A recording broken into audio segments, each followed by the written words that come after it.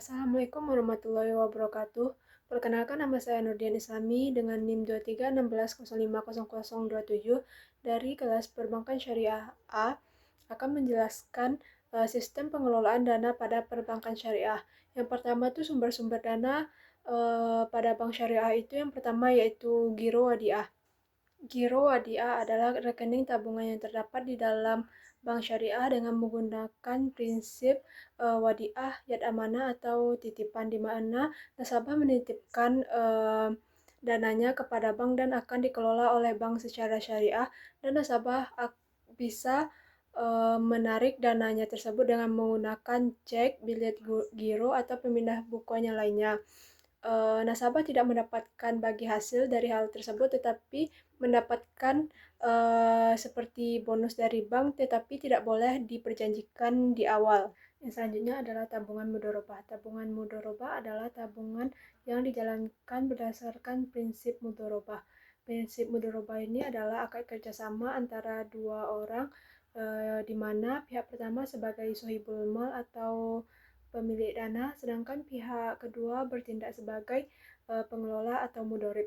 Di sini bank bertindak sebagai pengelola dan nasabah bertindak sebagai sohibul mal. Keuntungan akan dibagi sesuai nisbah yang telah disepakati. Dan selanjutnya itu adalah deposito mudharabah.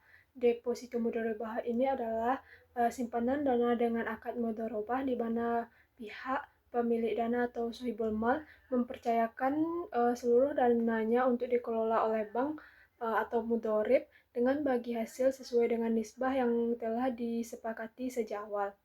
Equity adalah modal atau kepemilikan yang dimiliki oleh pemegang saham pada bank syariah. Modal ini digunakan untuk mendanai kegiatan operasional bank dan memberikan perlindungan terhadap risiko yang dihadapi oleh bank. Selanjutnya adalah pooling dana atau pengumpulan dana yang dilakukan oleh bank syariah. Yang pertama itu ada jual beli. Jual beli ini terbagi tiga. Yang pertama itu jual beli murabahah, yang kedua jual beli salam, yang ketiga yaitu jual beli istisna. Yang pertama adalah jual beli salam, yaitu jual beli yang dilakukan oleh dua orang, di mana pokok dan margin dari harga barang tersebut diketahui oleh kedua belah pihak di awal. Yang kedua itu jual beli salam, yaitu di mana penyerahan uang dilakukan di awal dan barang diserahkan di akhir. Adalah istisna. Istisna ini adalah jual beli yang dilakukan di mana dilakukan pemesanan terlebih dahulu dan pembayaran dapat dilakukan sesuai akad, di mana dapat dilakukan di awal, di tengah, ataupun di akhir.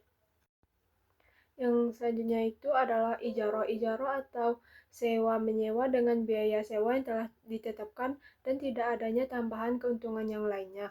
Yang kedua yaitu IMBT. IMBT ini adalah akad sewa menyewa dengan di akhir masa sewa tersebut terjadinya pemindahan kepemilikan dari barang tersebut.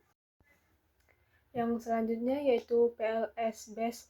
Yang pertama itu mudharabah. Mudharabah adalah akad kerjasama antara dua orang, di mana pihak pertama sebagai sohibul mal atau penyedia seluruh modal dan pihak kedua bertindak sebagai pengelola atau mudharib, di mana keuntungan dibagi sesuai nisbah dan kerugian akan ditanggung oleh sohibul mal jika itu tidak kelalaian dari pengelola. Kedua itu musyarakah. Musyarakah adalah akad kerjasama antara mudharib dan sohibul mal, di mana kedua pihak tersebut sama-sama berkontribusi modal dan keuntungan yang didapatkan akan dibagi sesuai nisbah bagi hasil dan kerugian akan ditanggung secara bersama-sama. Selanjutnya adalah aktivitas treasury. Yang pertama itu SIS atau Sukuk Bank Indonesia Syariah adalah instrumen pasar uang syariah yang diterbitkan oleh Bank Indonesia dengan tujuan untuk mengatur likuiditas perbankan dan memberikan instrumen investasi yang sesuai dengan prinsip-prinsip syariah.